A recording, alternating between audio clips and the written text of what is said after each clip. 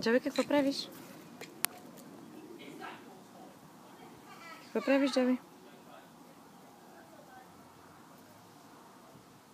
Кажи, слагам клечки на гъбата. Браво. Браво. Много хубаво го правиш. Колко сложи? Една. Две. Хайде сега. Три. Три клечки. Тази няма да се види. Тази направо няма да се вижда. Ой, как се скри.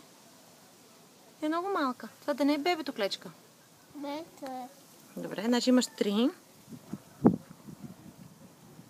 4. Още едно малко бебе клечка. 4. Колко мами имаш? Една клечка бебе. Още една клечка бебе. Колко имаш вече? 4.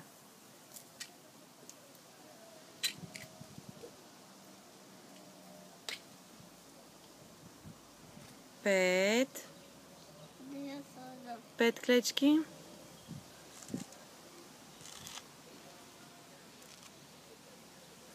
И още една бебе. Значи има една майка, един татко и 3 бебета, така ли? Да. Значи имаме 5 клечки. Ти колко клечки имаш? 10 ли? Да. Добре, всичките ли ще ги сложиш на гъбата? Да. Добре. И да видим. 6. Тази голяма ли ще направиш или малка? Голяма.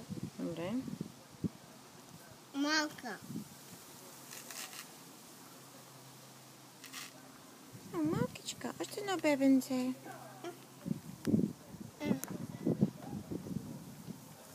От друга страна виждат ли се? Не. Не, те са скрити. Те са скрити в гъбата. Защото гъбата е много дебела, затова ги скрива си целите.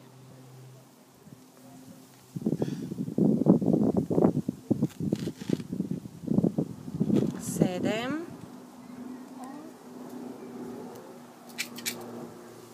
Колко ти остават? Още 3, за да станат 10, нали?